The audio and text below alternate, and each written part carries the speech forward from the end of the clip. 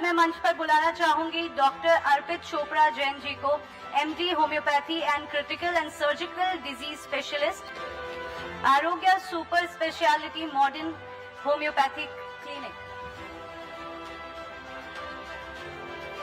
Category है excellence in health care category. एक बार जोरदार तालियां प्लीज।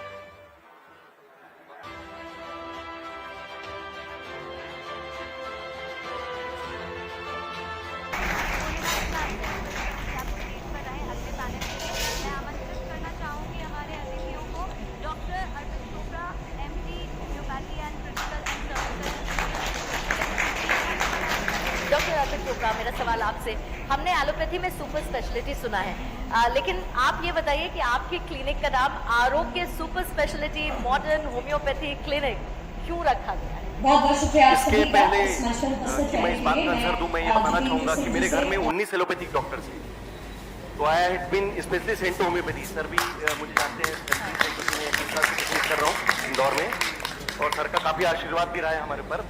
तो एक विजन था कि हम कुछ ऐसा करेंगे जो अभी तक मेडिकल साइंस की कुछ लिमिटेशंस थी, उस पर काम करेंगे। और चूंकि मुझे भेजा गया था, सबको पता है कि होम्योपैथी सेफ सिस्टम है, पर सबको ये भी पता है कि होम्योपैथी में बहुत सारे लिमिटेशंस थी।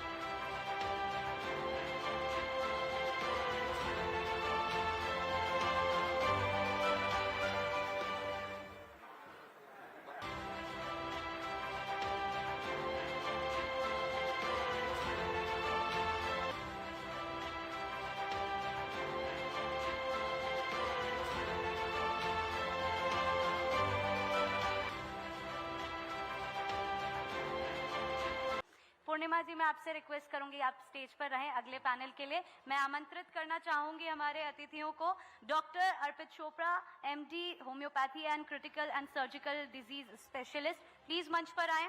डॉक्टर अर्पित चोपड़ा, मेरा सवाल आपसे, हमने एलोपैथी में सुपर स्पेशलिटी सुना है, लेकिन आप ये बताइए कि आपकी क्लिनिक का नाम आरोग्य super speciality modern homeopathy clinic क्यों रखा गया है? इसके पहले कि मैं इस बात का आंसर दूं, मैं ये बताना चाहूंगा कि मेरे घर में 19 एलोपैथिक डॉक्टर्स हैं। तो I had been specially sent to homeopathy. Sir भी मुझे जानते हैं करीबी से, क्योंकि मैं 20 साल से प्रैक्टिस कर रहा हूँ इंदौर में, और सर का काफी आशीर्वाद भी रहा है हमारे ऊपर। तो एक विजन था कि हम कुछ ऐसा करेंगे जो अभी तक मेडिकल साइंस की कुछ लिमिटेशंस थी, उस पर काम करेंगे। और चूंकि मुझे भेजा गया था, सबको पता है कि होम्योपैथी सेफ सिस्टम है, पर सबको ये भी पता है कि होम्योपैथी में बहुत सारे लिमिटेशंस थे। इसलिए ऐसा कहा जाता है कि होम्योपैथी केवल बेसिक केसेस में काम करता है, स्किन, हेयर या बेसिक जो हमारे मेडिकल साइंस के नॉर्मल केसेस हैं।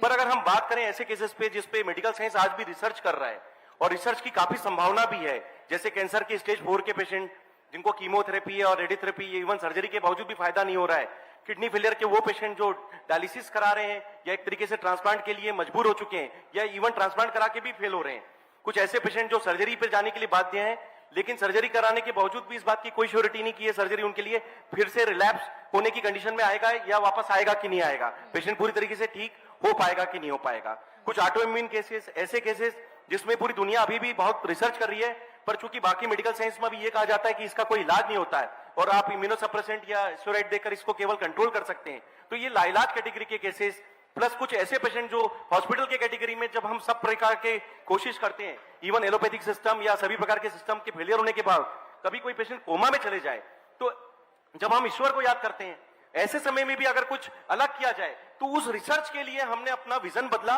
और होम्योपैथी जो सेफेस्ट सिस्टम है उसको हमने फास्टेस्ट सिस्टम बनाने के लिए एक रिसर्च बेस्ड मॉडर्नाइजेशन कंसेप्ट प्रस्तुत किया, जिसका नाम दिया मैंने सुपर स्पेशलिटी मॉडर्न होम्योपैथी। और मैं क्यों ना इसे विजन ऑफ न्यू इंडिया के साथ जोड़ूं? Absolutely. इसी को विजन ऑफ न्यू इंडिया कहते हैं।